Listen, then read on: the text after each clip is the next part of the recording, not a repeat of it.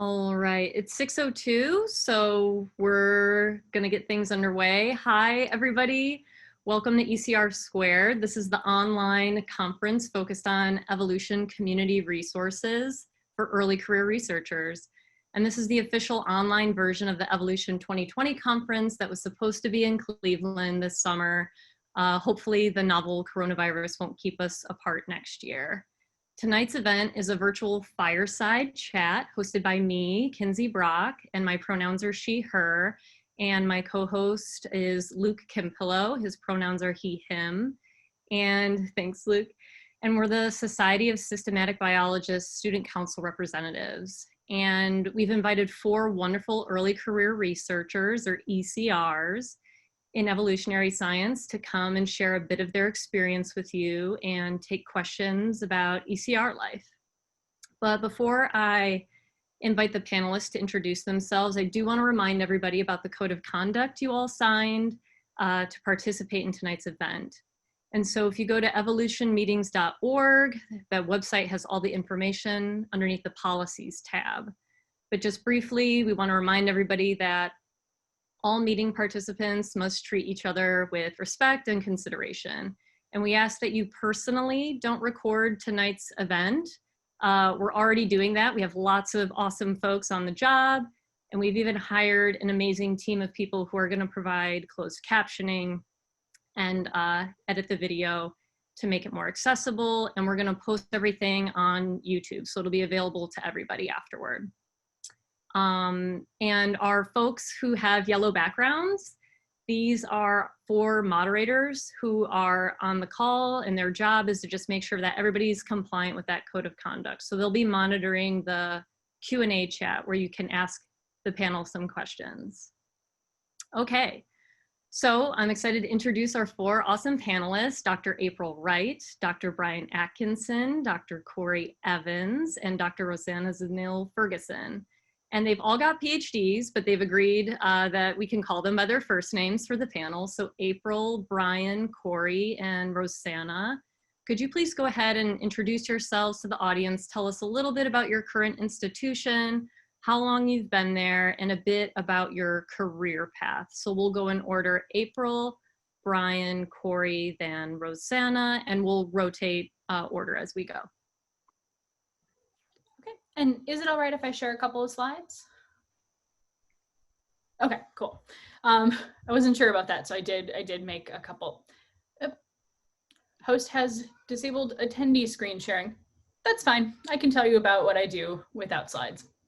Yeah, so I'm an assistant professor. This will be the start of my 4th year at Southeastern Louisiana University, which is a 4-year primarily undergraduate institution in Louisiana. Let's see, so I think, kind of going back to the start, I'm a 1st-generation college student, and I got interested in biology. You know, as a kid, there was a pond in my backyard, and, you know, I'd always be out there like catching things in the pond. And when I got to college, I got just really bored with biology. So I ended up going into journalism for a bit, but because I had biology background, I would get a lot of stories on evolution farmed out to me. So this was about 2005, 2006, where during kind of the second George W. Bush term, there was a lot of legal challenges to the teaching of evolution. And so I got back interested in evolution, realizing that it wasn't all like memorize this Krebs cycle. It was actually a living science with living questions. So then I went on to do my PhD at the University of Texas at Austin with David Hillis. And I ended up doing something that he, I think, had some mixed feelings about, which was working with inference of phylogeny from morphological characters. So the main thrust of my work since then with Tracy Heath at Iowa State University and Mark Holder at KU, and now in my own lab has been including fossils with molecular data to infer phylogenetic trees, and also time scaling phylogenies. So figuring out how to put phylogenies in an absolute time context, which is something that a lot of our comparative methods need. Yeah, so when I was searching for my job, I only applied to primarily undergrad institutions, so institutions that typically don't have any or very few PhDs. And the reason was I really enjoy doing teaching, and I really enjoy having undergrads in the lab. And so that's sort of how we teach computation, how we teach evolution, is becoming sort of a focus of my research as well. Let's see. Anything else? As I'm talking, you might hear my kids in the background. It's about dinner time here, so they are home, awake, and very excited. All right, was there anything else I needed to cover? No, if you mentioned how long you've been in your position, and then we can. Okay, yeah, so I've been in my position about 4 years. Currently, and strangely, I have NIH funding to study fossils and phylogeny, which is an interesting one. And I'd be happy to talk more about that if someone has questions on it. All right, I guess that's it for me.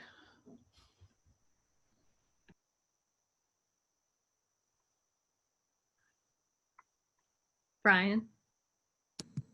Sorry, the mute button had disappeared on me. Cool. Well, April, I have all the questions about your NIH funding. Anyways, so my name is Brian Atkinson. Pronouns, he, him, his. Those are fine. I'm an assistant professor in the Department of Ecology and Evolutionary Biology, as well as a curator of Paleobotany in the Biodiversity Institute at the University of Kansas. A little bit about my path to getting here. So I moved around a lot as a kid, but that gave my mom a lot of opportunities to take me to a bunch of different museums. The first one I remember is the Carnegie in Pittsburgh.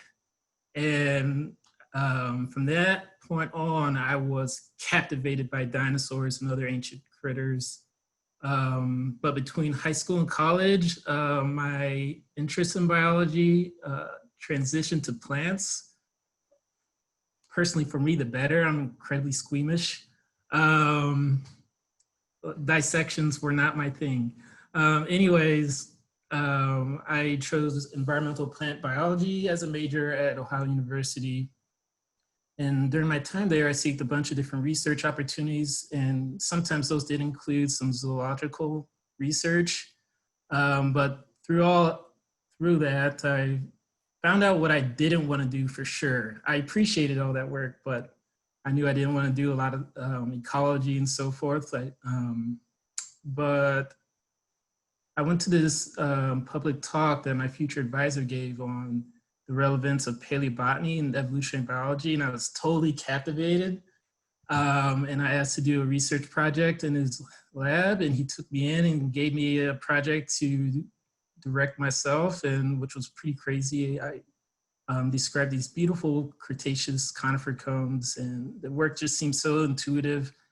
It was a wrap after that.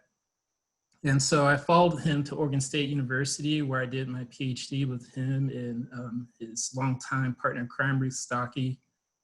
And as I was finishing up my PhD in 2017, KUEB and the BI reached out to me and presented a proposition that I could not refuse. And that was a 2-year postdoc. And if I did well during that 2-year postdoc, I could transition into a tenure track position. And so I obviously took it, and it went well, and this is where I'm at currently, and I love it so far. I'm 1 year into my assistant professor and curator position, and my research program mostly focuses on land plant evolution during the Cretaceous, as well as characterizing Antarctic vegetation throughout the Mesozoic, which is a new research front for me, and similar to a lot of April's work, I'm integrating fossils into phylogenetic analyses and seeing how fossils can impact our understanding of evolutionary patterns and relationships. And that's it. Awesome. Thanks, Brian. Kory?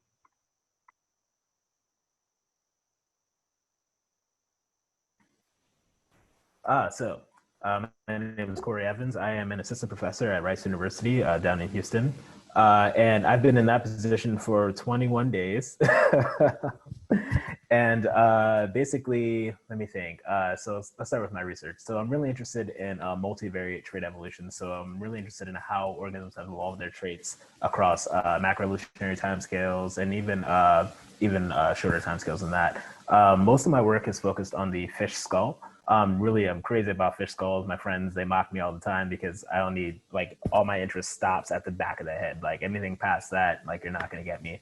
And I'm really interested in how different aspects of ecology and development and functional morphology actually shape the skull. So I'm really interested in kind of that interface. And it's kind of funny because I was always really interested in fish heads for as long as I can remember.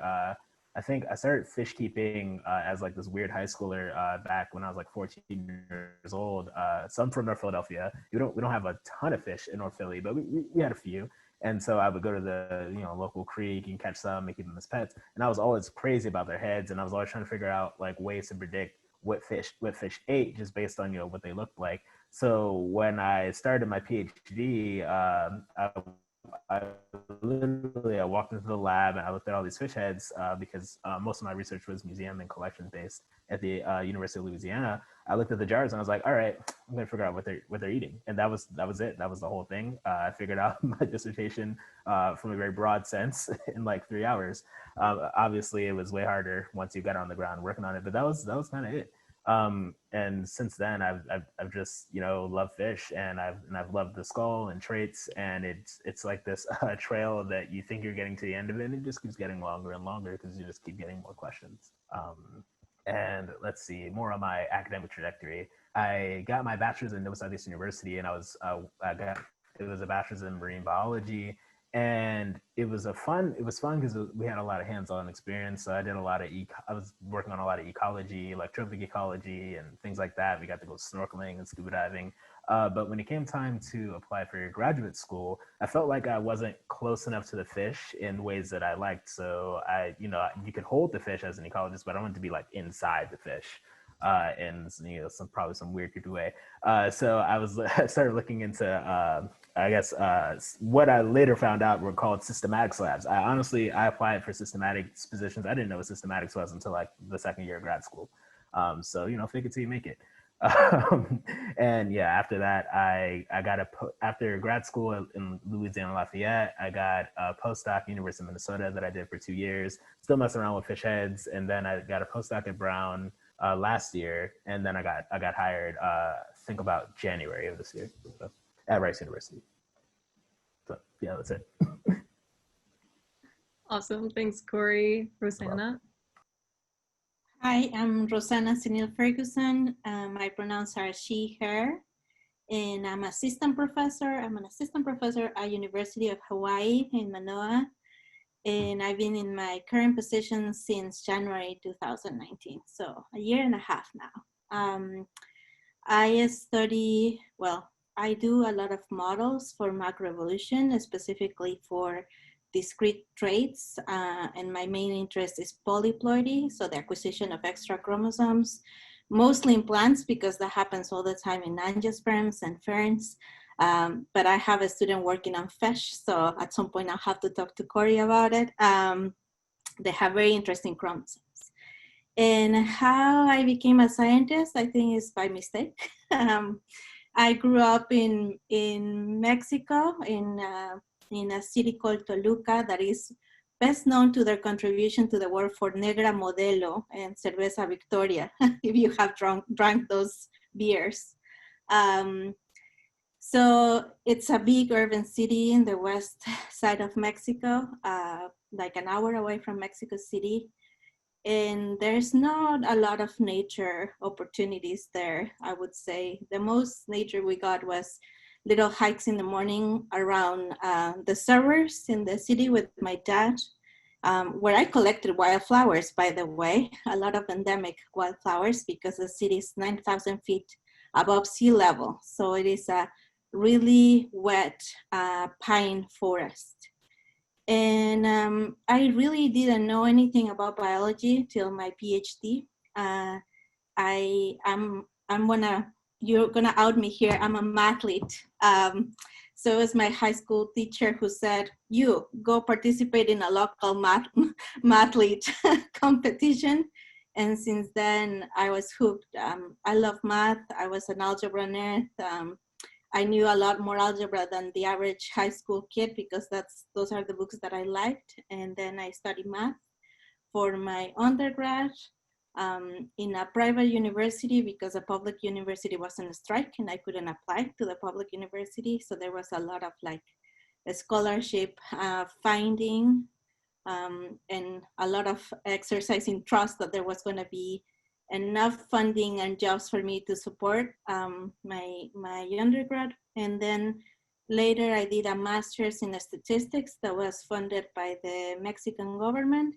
And that's where I met my PhD advisor, Jose Miguel Ponciano, who was the one who brainwashed me into entering ecology and evolution. So I did a lot of things before becoming a scientist, like I work in a media advertisement office. If you have heard of this Netflix show, Mad Men, pretty similar. And I taught high school, also math high school before actually starting my master's degree. So way later in life. And now I keep doing math and that's what I love it. And I love complex patterns of things, and polyploidy and flowering plants seem to be one of those really complex patterns. So that's what I love to do what I do. And I'm seeing a lot of your questions. My institution is an R1, but it's a much more smaller R1 just based on location.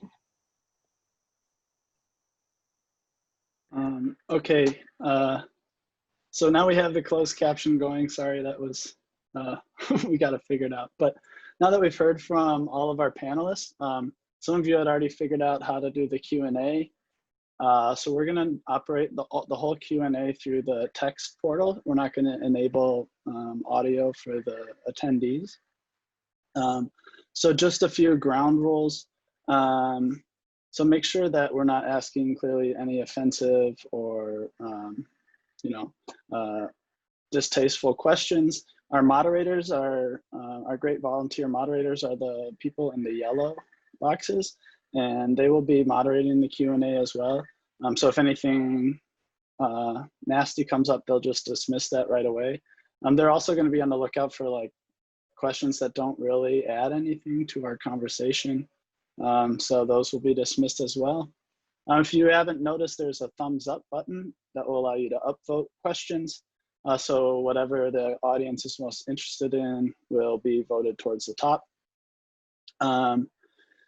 So that said, I think we're in for a pretty lively and fun discussion, and we'll get going with the top question that we have so far. And if you, one last thing, if you have a question directed for a specific panelist, please start that question with their name so we know who to direct that to specifically. Otherwise, I will just open the questions up to panelists as they come. So the first question is, in a market where everyone has a lot of publications, what kind of skills or experiences can you will put an applicant, quote, over the edge for a faculty position? And maybe we'll switch up the order of who answers, so we can start with Rosanna, then Brian, then Kory, then April. Well, first of all, I think it is also very dependent on the position and the announcement. But I've been now in both sides, right? Applying and also sitting in a hiring committee. And from the perspective of the hiring committee, my very short experience was that, yeah, publications, not a lot, but the quality of them, in which journals you're publishing, what topics you are mostly pursuing.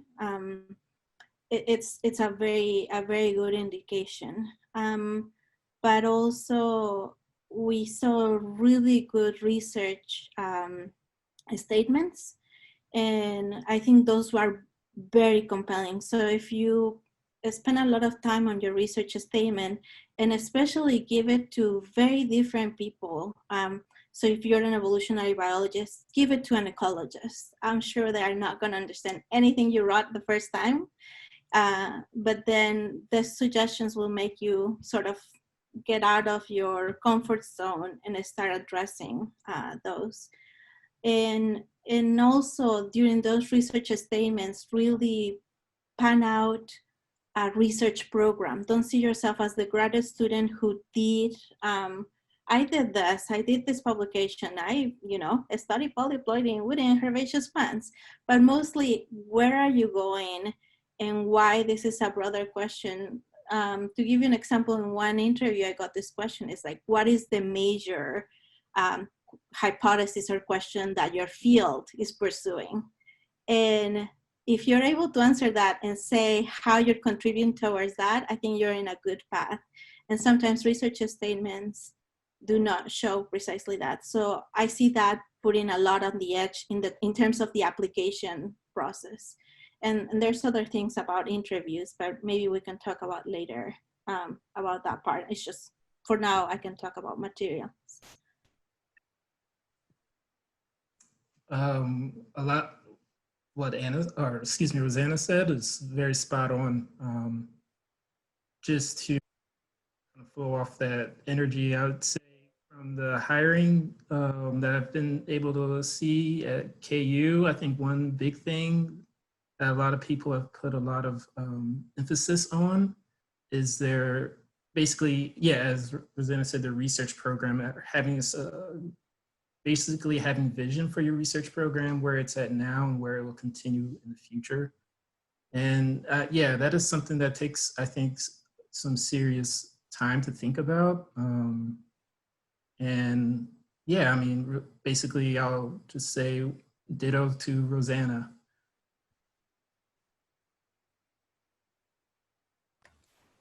Yeah, so again, to ditto Brian and then Rosanna. Rosanna definitely hit the nail on the head. And one thing that she mentioned is pretty important, is it honestly does depend on the position that you're applying for. When I was on the market, because I was on the market for 3 years, the first 2 years I didn't even get an interview call, none of that. And back then I was kind of just applying for like any position I could find, kind of like carte blanche, if you will. And after that, I kind of took my time and started crafting more, I guess, more specific and more specialized research statements and things like that, to kind of sell my research in a way that kind of fit what this university, what the university was looking for. And I use the word fit, and I think fit actually plays an important role in being hired at any department, really, regardless of what they're into, because academic jobs are such that when you hire a colleague and tenure comes into play, like you could very easily be working with this person for the next like 20 years. So fit's really important, because if you hate that person during the interview, if you hate getting email correspondence from them, there's a good chance it's not going to improve, right? So fit actually plays a huge role. And I wish I could describe what fit is or what it meant, but I can't tell you, but it is a thing. So that's the one thing I would add to that. Yeah, I agree with everything that everyone else said. I've been on 2 search committees now. And I think, what Kory was just saying about fit, yeah, I'm at a primarily undergrad, and, it's always extremely obvious when an applicant doesn't really care about teaching, and they're just reusing an R1 application, for example. So I think really understanding the position that you're applying for, like the specific faculty line, but also having an understanding of the institution type and what will be expected of you at that type of institution. It's just massive. There's nothing like having materials that explain well who you are as a scientist, what you're going to do, and why this is the place to do it. Great, thanks you guys. I'm gonna click answer live. Okay, that didn't get rid of the question. So I'm just gonna go down the list of the order of the upvotes. So at what type of school are you currently working? R1, R2, R3, or a PUI in like April's case? And what do you think your teaching to research ratio is throughout the year? Or I guess like what is, for Kory who's just starting, what will it be? And for the rest of you, what has that been like? And we can go maybe Brian, Kory, April, Rosanna. Sure. So I'm kind of in a more or less a unique position because I'm half-time in the EEB department and half-time in the museum. And therefore my teaching load is cut in half. So I only teach the equivalent of one class a year. So basically, I think it comes out to about 25% of the academic year goes towards teaching. And then about 50% is research, and then another 25 to outreach, service, and related things. Does that answer the question fully? Right? I didn't miss anything. So I'm at an R1 institution, and I haven't taught yet, and I have a 1-year teaching release since I was hired. But I don't teach very often. I think I teach every 2 semesters or every 3, and occasionally there's like a course that all the EEB professors teach that I guess we all kind of like will teach like a lecture or 2 within that course. So my teaching load is pretty light. It's mostly research on this end. Yeah, so I'm in kind of the opposite position. So I'm at a primarily undergrad institution. I teach 3 courses a semester, typically 1 section of genetics, something that is either master's students or combined undergrad master students, and then 1 upper-ish division undergrad class. So I'm evaluated at 50% teaching, 35% research, and I think 15% service, or maybe it's 30% research, 20% service, something like that. So a substantial amount of my effort does go to teaching. Right now I have summer salary on a grant, so I'm just doing research the whole summer, and that'll be true next year as well. I'm an R1 and I'm right in the middle, 50% teaching, 50% research. My service is really little because I teach the large enrollment intro bio. And I have about 300 to 500 or 600 students depending on the semester. Yeah, I'm an R1, but I still have to teach a lot, and it's because we're a small faculty department where you're expected to contribute more to undergraduate teaching. In general, you either teach that large enrollment class or you could teach like a graduate class in another semester. So once a year, I teach a large enrollment, and that might change a little bit in the next years, but I still have to serve like a 60 or 100 people undergrad class in the future semesters. Okay, moving on to the next one. The question here is, given what you know now, how would you approach the job market / how broadly would you apply / how would you market yourself if you were applying during the upcoming cycles? So I think our order now would be Kory, April, Rosanna, Brian. And so thank you for thinking about this question. I think this is on a lot of people's minds. So I'll give it away to Kory now. Okay, so if I knew what I knew now, how would I approach hiring? That's a weird question for you because I was literally, I guess, I was just in this cycle. So, but nonetheless, so one thing that I did do was that I put a lot more work into my research statement than usual than the past 2 years, and I sent it to a bunch of I guess a bunch of more like senior faculty so that they could basically rip it apart. But it helped me kind of refine it, and by constantly kind of reworking the research statement, I was able to kind of get a clear vision for my research program, which paid off big time because for me, it seemed the biggest issue was just getting into an interview. So, and then once I got into the interviews, I don't think there was a single position that I interviewed for that I didn't, get an offer for. So for me, it was getting that call, really. So what I'll say is, knowing what I know now, I probably would have worked a little harder on making my research statement more clear and concise. Because at first I was just trying to highlight how diverse my research program was. And it didn't really have a narrative at the time. And towards the end of it, it had a really nice, clear narrative that made way more sense.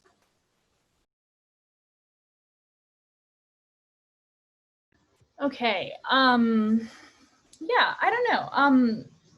I feel like a couple of questions that I saw in the Q&A are kind of angling at this sort of thing, like how broadly should you apply? And I would say that like I only applied for primarily undergrad jobs because I knew I wasn't going to take an R1 job.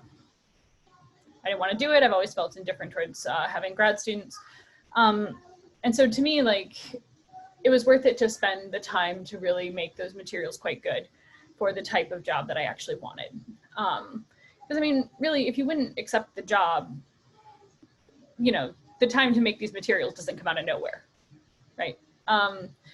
And so I think really deciding what it is that you want to do and what it is that you don't want to do, you know, is a good thing to do kind of early. And I think, you know, my postdoc mentor, Tracy Heath, asked me a question kind of early on as I was crafting my materials.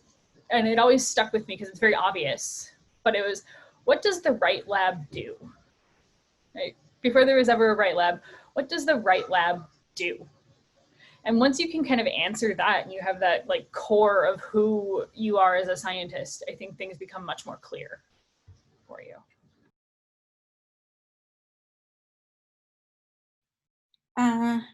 I think April is right, spot on that. What does your lab do? I think that sets you in the framework of moving out from the grad student or postdoc position into what it means to be a PI and what it means to have a research program, right? What kind of projects are going to be developed on the umbrella of the Wright lab or the Zenil-Ferguson lab, right?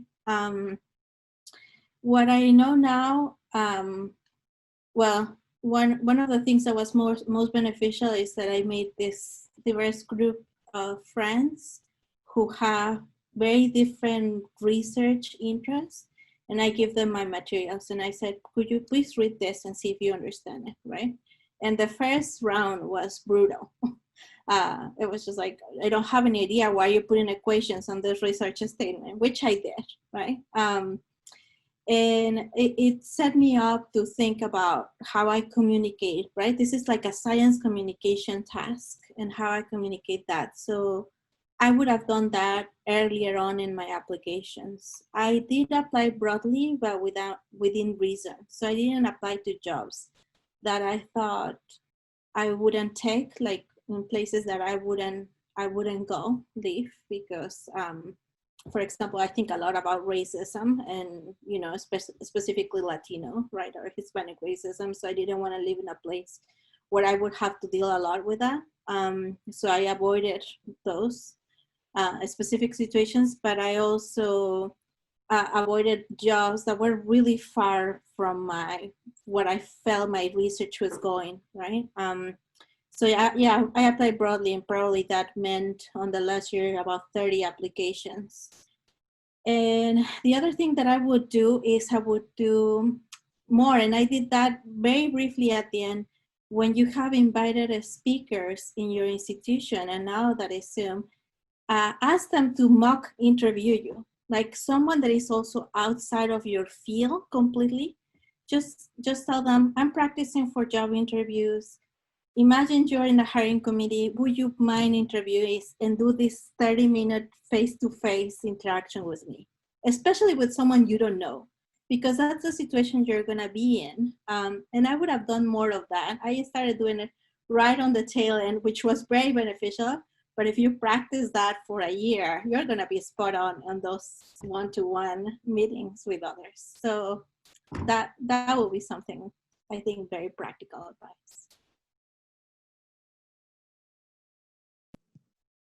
So this is a bit of an awkward question for me to address because I had some privilege of being recruited rather than applying for the job. But if I was on the job market right now, I would only just speak with my experience and perspective. Is I guess I would, and my interests are would be to kind of still kind of, I don't know, I really like seeing ambition in people. And so, and I always find that to be inspiring. And I think other people do I like to think other people do as well. And I guess showing how you can address or pursue ambitious questions in an integrative approach, I think is really exciting. But those are the things that excite me. So I guess what I'm trying to say is don't hold back from the things that excite you, just learn how to market them. Because I know like plant fossils aren't exciting to everybody in the world. I mean, they should be, but I have worked on trying to market the idea of paleobotany and its place in evolutionary biology. So I don't know, big picture ideas and questions I think are super important. Okay, thanks everyone. So 2 questions keep toggling back and forth for number 1. I'm gonna go with something that I think might help relieve some stress for some people who are worrying about this a lot. So what are you hearing about the pandemic impact? What are you hearing about how the pandemic might impact faculty hiring at your institution this year? And maybe even like if they're talking about in the future, do you have tips on how to approach a job search this year, given this unique circumstance? And let's go April, Rosanna, Brian, Kory. Yeah, so interestingly, our enrollments are way up. And I think a big part of that is, you know, we're a regional comprehensive public institution. In state in Louisiana, we actually have a fairly ambitious kind of debt minimal college funding scheme where basically if you graduate with above a 2.5, you get a chunk of money to spend on tuition.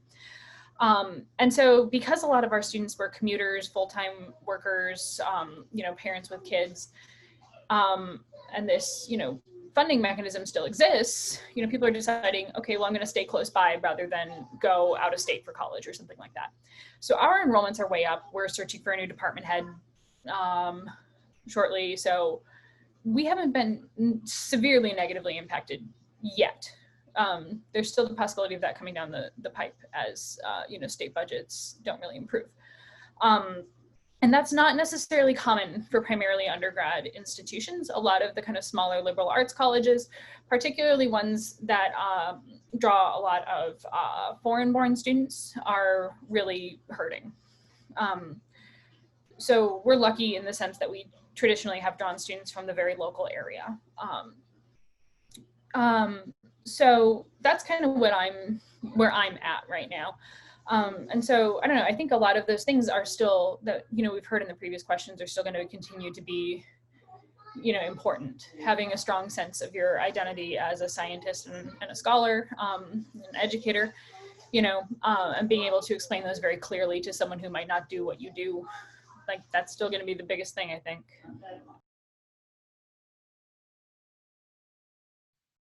For the impact, so Hawaii is a little different from the rest of the US because we're in the middle of the Pacific. So a lot of our students are coming from the the West Coast of the United States or Japan or another Asian countries. And so our budget is going to be really impacted, especially because we're a tourist economy. And right now we're not open to tourists. So we had we have 5 job searches in my department, which is a lot.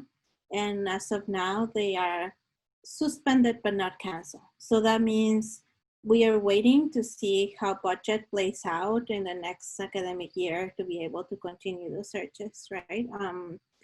It might be very good for us if we have a lot of local students, sort of like April was mentioning, like regional, right? The students coming and enrolling, or if most of the students from the West Coast decide to return, but we don't know that yet. So it's really uncertain at the moment, but that doesn't mean we don't want to grow, right? It just means that we need to wait to see how the budget is going to be in the next academic year. Yeah, I think there's a lot of institutions that have projected an increase in enrollment, which is a good sign. However, at KU, I think there's, even though enrollment might be up, there's still projected falls in finances. But we just hired a new mammologist, and we are searching for a new museum director. So that's, I guess, a little bit of a good sign. So I think it's just kind of, yeah, holding tight and seeing what happens. I know this isn't a very helpful answer, but that's as much as I can give at the moment. Yeah, so there's a lot of uncertainty around budgets and things like that, and just the economy in general. So I've heard about some schools having like 2-year hiring freezes, like right out the back. Like some universities lost a ton of money when the stock market dipped pretty nastily. So there's, hiring freezes here or there. Enrollment's up in some places, but yeah, it's just really, really uncertain right now, which obviously is a massive bummer to hear, especially if you're on the job market. But yeah, it really just varies from department to department and from uni to uni, I have to say. It's not super encouraging, but that's what I got. Okay. Moving on to the next one, which again, I think a lot of people on this panel are worrying about, given the hiring freezes and whatnot. But how did you find a postdoc? And did you apply for external funding, or were you able to get on a grant with the PI providing that funding? And so we started with April last time, correct? So we're on Rosana first, and Brian, Kory, and April. Yeah, my postdocs finding was a little weird. I first applied to be a postdoc with Emma Goldberg at University of Minnesota before graduating, because it was like chromosome evolution, macroevolution, exactly what I got. And I got my NSF-DD at the same time. So I got the postdoc and I had to reject it because I had funding. So I had to stay another year in grad school. And she completely understood. She was really kind. She completely understood. So when I was getting close to graduation, I also applied for the NSF postdoc. And I applied for 2 postdocs, NSF, the postdoc, and I applied for NIMBIOS postdoc, the National Institute for Biological and Mathematical Synthesis. And I got my NIMBIOS, but I was really excited about my NSF postdoc with Luke Harmon. So before, I had to do a pretty quick decision on NIMBIOS, and I decided not to do it and go with the flow and try to see if I got my NSF postdoc, and I didn't get it. So I was like, in Mexico we say the dog with the 2 sandwiches. I didn't get either. So Luke had a little bit of funding, and that's what funded me. And I'm very appreciative, and I don't regret anything, because the Harmon Lab was the right fit for me at the moment, both personally and scientifically, right? It just made me rethink how I approach science in a big way, and I gained amazing collaborators from that experience. And then later, Emma came back with more funding to continue to chromosome evolution and polyploidy, and I reapplied to that postdoc. So it was years later that I was able to reconnect with Emma. That would have been my first postdoc advisor. So if I have a piece of advice, maybe bad, because I lost all the big funding that I could have gotten. is just go with people that you want to work, to connect with them early. Send them your drafts. People are really happy to read drafts of things. Emma, at the time, I didn't have publications, and I sent her a draft, and she was happy to read it. And send them, invite them to your seminars, because this is a good way to meet them. Just shoot them an email and say, I like this paper. Can I talk more about it? And years later, if they have funding, they will always be happy to open a place for you. Of course, strive for the big funding, NSF, NIH. NIMBIOS doesn't exist anymore, but Smith Fellowships, for example, are a good option. But really go with the people you like to work with. And I think that's the best way. And talk to them early and talk to them often, right? Even if they are not in your institution.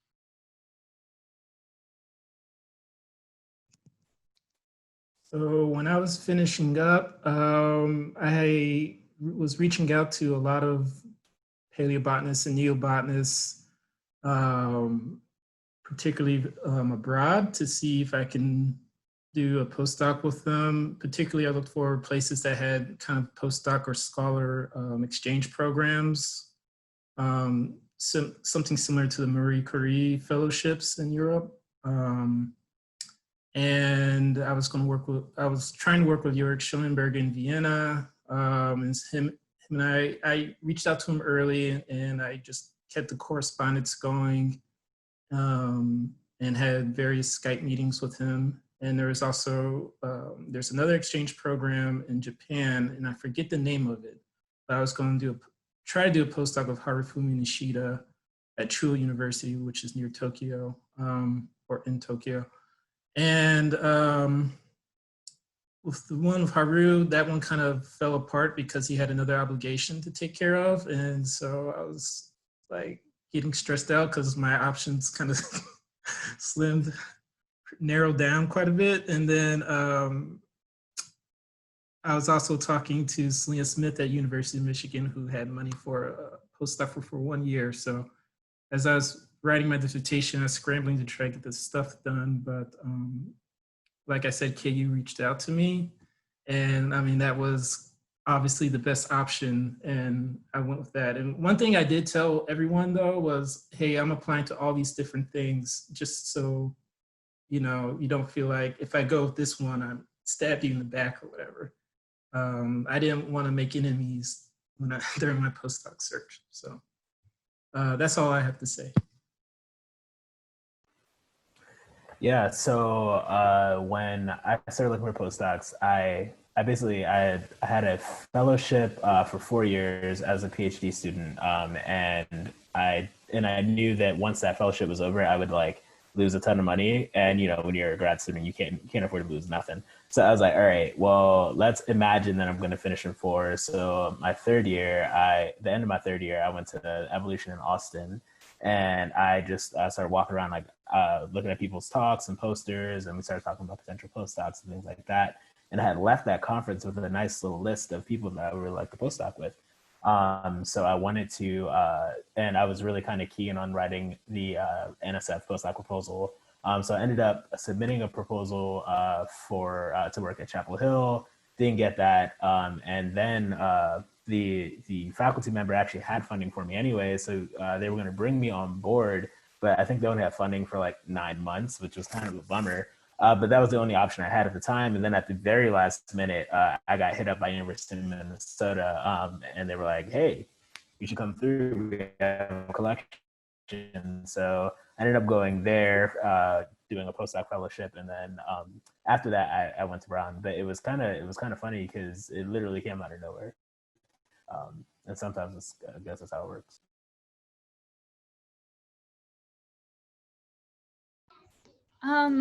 Yeah, so I met my postdoc advisor at the Evolution meetings in 2012 in Norman, Oklahoma. That was Tracy Heath, and we hit it off, and we were asking kind of the same types of questions. And so she got her faculty position, I guess at the end of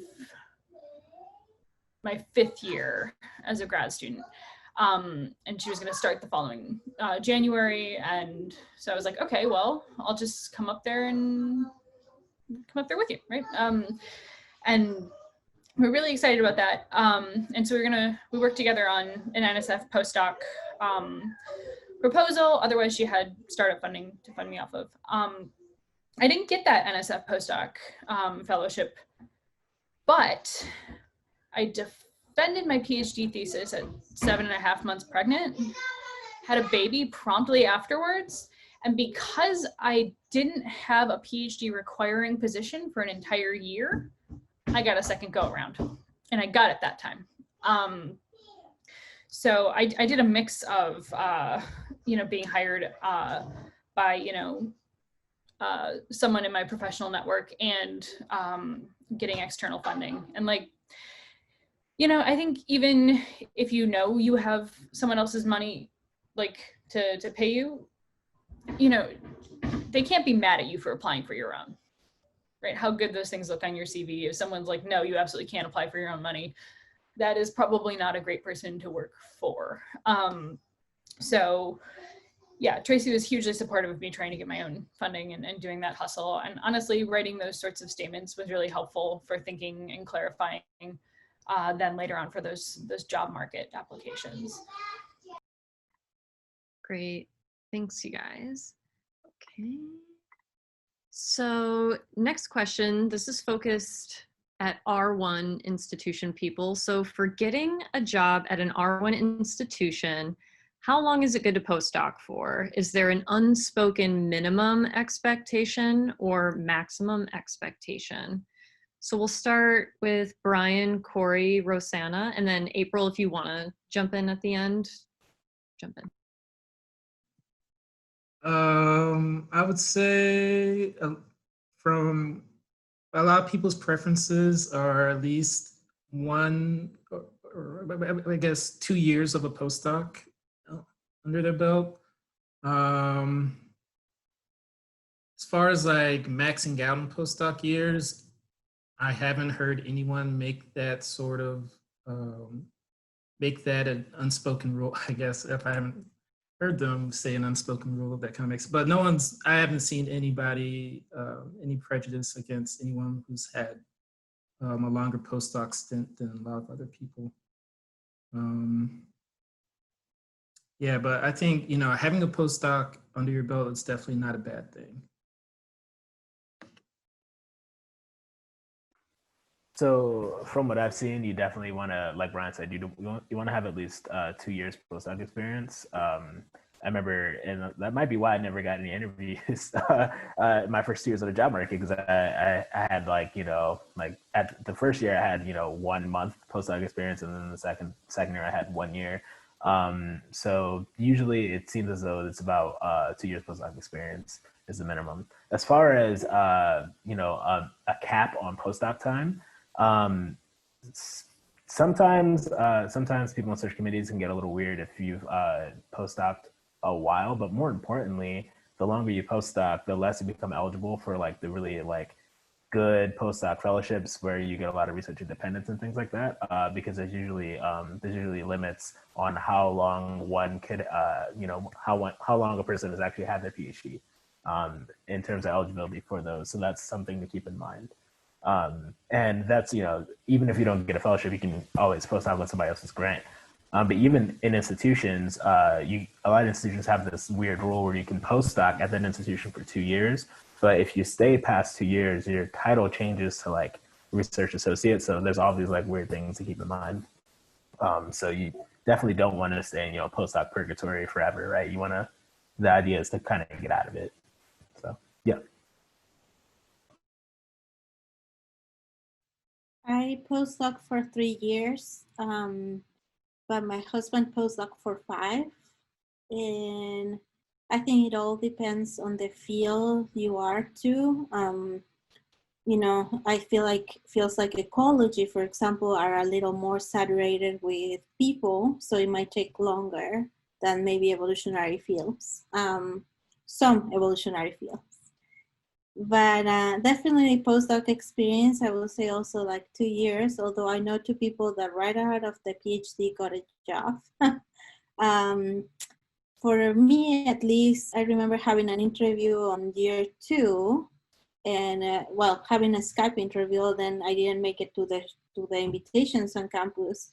And one of the people on that search committee was really nice enough to give me feedback. And this person said, everything is well with your materials and your interview, but we still see you as very young, early career. You need a little more postdoc experience. So definitely, spending a little more time on postdoc, a little over 2 years, is not a bad thing, because then, you have opportunity to publish more, but also you can sort of provide more seniority to your interviews.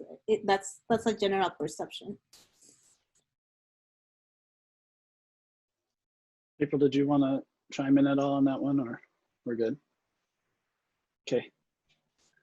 So moving on to our next question, this ties into a couple below, but if we could just have you speak about the transition going from grad student to postdoc to faculty. What were some of the challenges or changes that you didn't expect, or some of the things you found most surprising about that transition? And we're on Kory first, I believe. It's Kory, April, Rosana, Brian. So it was actually, I guess, moving through the different phases of your academic career is you notice some very notable differences. For me, I finished my PhD in a little under 4 years, and because I didn't have a master's, I had to take a bunch of classes. And actually, I took classes all 4 years, or all 3 and 3.8 years. It was actually dismal. And I remember studying for immunology final, and then going to go defend my dissertation 2 weeks later, or something absurd like that, right? So when I got to a postdoc, it was crazy, because I was like, what? No classes.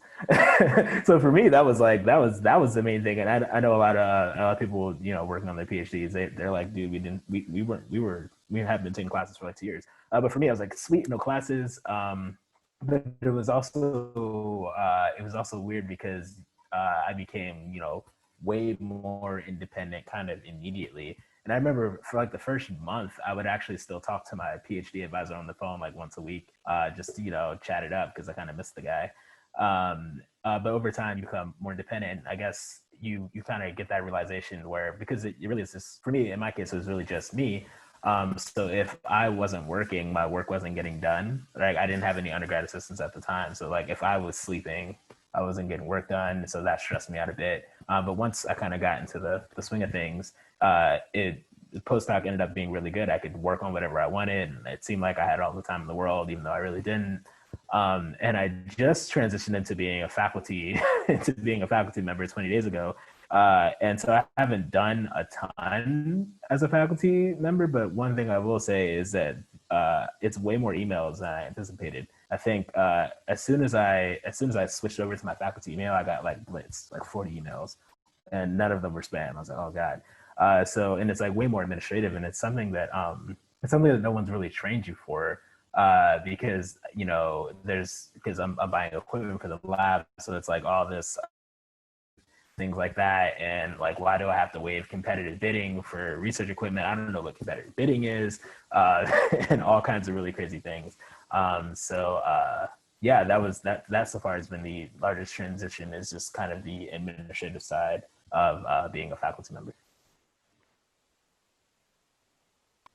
Yeah, I agree with all of that. So my PhD advisor was fairly hands-off.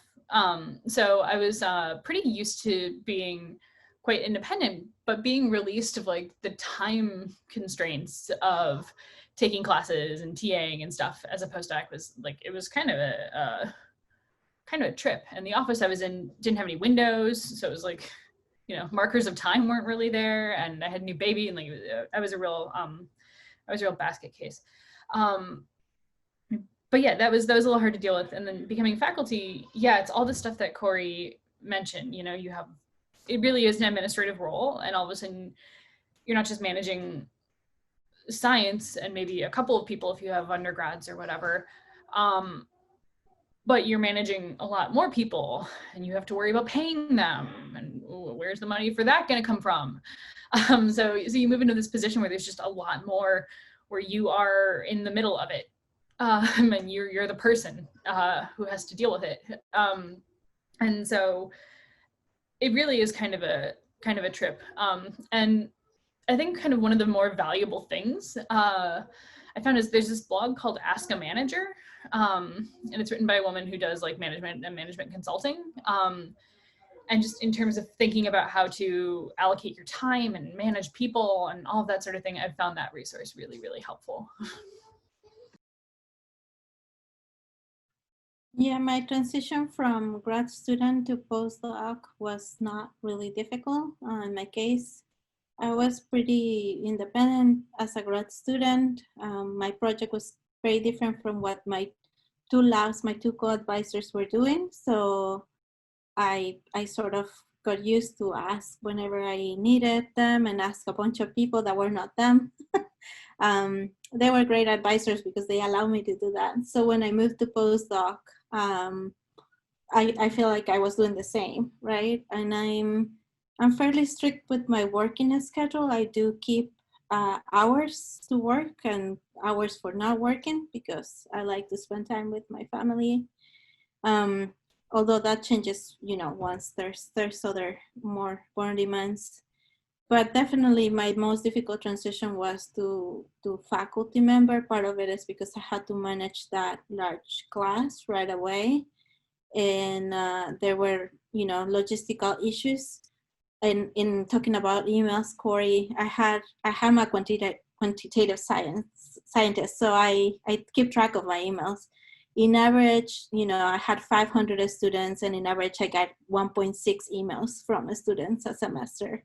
So, you know, with issues that you need to solve. So it's pretty important to be efficient and to manage those times and who helps you and when to ask for help for those things. And also budget, I think for me is very difficult to think of in terms of money because I, you know, never managed large sums of money in my life. And now I have to be, I feel like extra careful, and sometimes I'm like greedy. It's like I should be spending more money because I'm super self-conscious of that. And that's something I need to still teach myself on how to manage that. I'm trying to be gracious with my grad students. But yeah, that's a big difference from postdoc to grad school. From my experience transitioning from being a graduate student at Oregon State to a postdoc at KU was I don't know, it was pretty trippy because I had, you know, a really great group of friends in Oregon, and there's all these mountains and stuff. And then I drive across the country and it's flat, and I didn't know anybody. And so it was a bit of it took me about a year to start making you know, some regular friends and so forth. And that, I think a lot of people struggle with feeling lonely during your postdoc and so forth. And I'm an introvert, so I don't have great advice of how to make friends during a postdoc. But I guess, you know, put yourself out there as much as possible. If you feel comfortable doing that. I didn't, but it was also nice just having space during my postdoc because, you know, at the end of a lot of people experience this at the end of their dissertations, like really intense, finishing things up, packing stuff up and whatever. And then getting to a postdoc, getting here was just a lot more chill. And I had a lot more, a very flexible schedule, which was great. I can do things on my own time, which worked out really well. However, that transition to the assistant professor curator position was pretty intense. It's like somebody pulled a lever, like maximal drive, let's go. And because I started, you know, I had to teach my first term, basically this biodiversity class. It was a modestly sized class, 35 students or so. But still, like, I had to figure out how Blackboard worked. I haven't got into Blackboard in 5 years. And And then also, mentoring. I had a graduate student. I was fortunate enough to start out with a great graduate student, but still making time to mentor her and undergrads. The responsibilities, you're juggling a lot of things at once, and you're not used to doing that during your postdoc. And figuring out how the system works isn't straightforward. A few people have mentioned figuring out the financial system, buy stuff. I'm still really bad at that. So it takes a dozen emails for me to get a computer, but there's probably a more efficient way to do it. But anyways, I don't know, it's pretty intense, but it's also like, once you get through it, you're like, whoa, I don't know. I felt proud of myself for making it through that first term. And that was really cool. To me, it was. But anyways, that's been my experience so far. Okay, thanks. I think this might be our last question. So where did we, okay.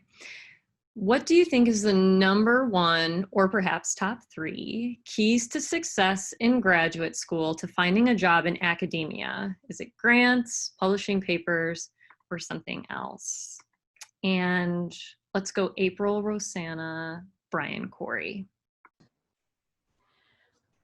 I don't know, it's probably a little bit of everything. Some of the advice I got when I did send my materials to somebody to look at was, move the grants up on your CV, because my grants were stronger than my publications at the time that I was applying. And so I did that. I don't know if that actually mattered, but I think, to me, when I have sat on search committees, the biggest thing is that this person has an identity and they have a science that they do, and I can kind of look at their publications and see that they're doing good work in that field. I can see that, maybe they've applied for a little bit of stage specific or stage appropriate funding, in service of that. They don't necessarily have to have gotten it, but have thought about applying. And, since we're at a primarily undergrad, that they are enthusiastic about communicating that science to a broader undergraduate body. So to me, it's not necessarily one thing, it's the cohesion of those things. And, having your question that you're excited about, and being excited to do the work in it and to bring that to students.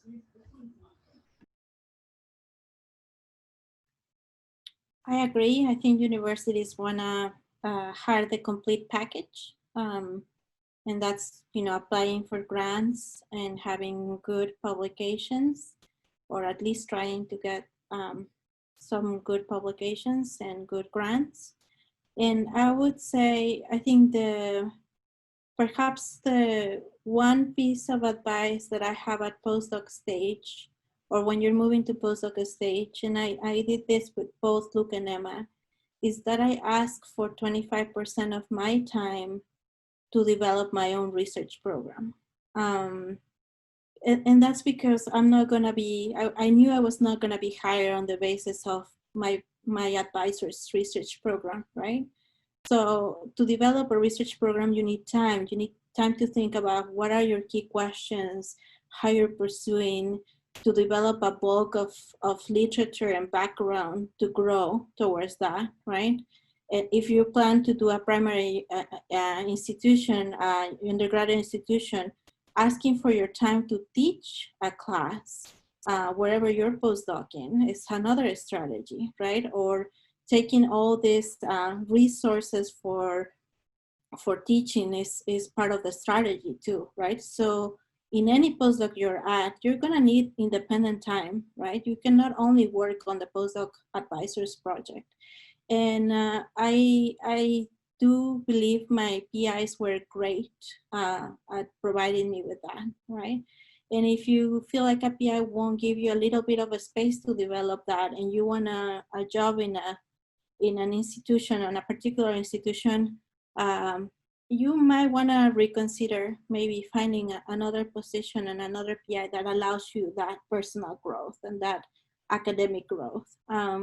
I think everybody that I've talked to about this is very open to and willing to give that time, because in the long term, as PIs, we want longer term collaborators, right? We want people that we can keep publishing with. And if, you know, the success of my student and the success of the people that I advise is my own success, right? It's a long-term investment. And I really appreciate people that are willing to ask for that time, and they are willing to give that time for your academic growth.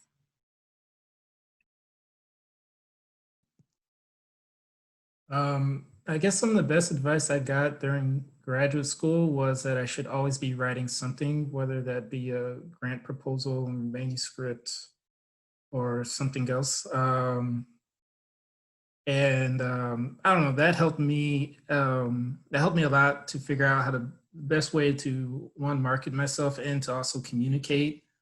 And I think somebody before just mentioned how, you know, working on how you communicate and so forth, and how you put a cohesion towards your research program. For me, I don't know, that was something that always stuck with me because I was a terrible writer going into graduate school. I'm okay now, but I mean, with writing, the only way to get better is to practice it, and the only way to practice it is to do it. And I don't know, I can't stress how important that is. And I'll just say, at least for me, I found that to be incredibly important.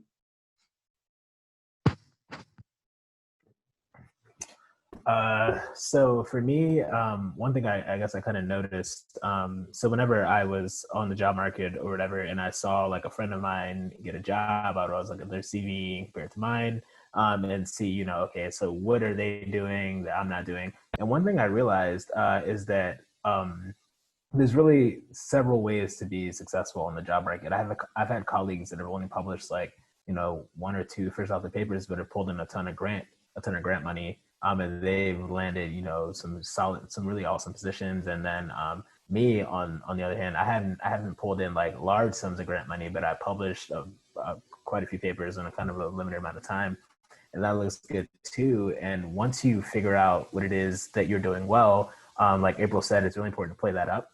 So, you know, if you've published a lot, if you publish like 18,000 papers in 2020, you might want to move that up the CV.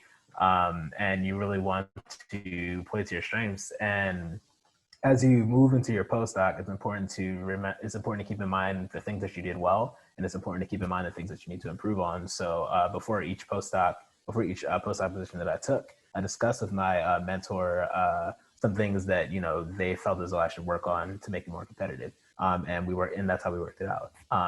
So I would say there are many ways to be successful, but you always want to kind of keep working on the thing that you're not that good at. All right, everybody.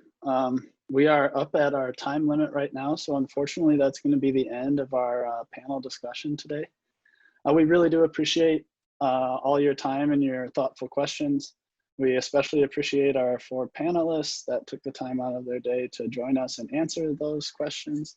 We really appreciate our moderators being here, helping us navigate the Q&A.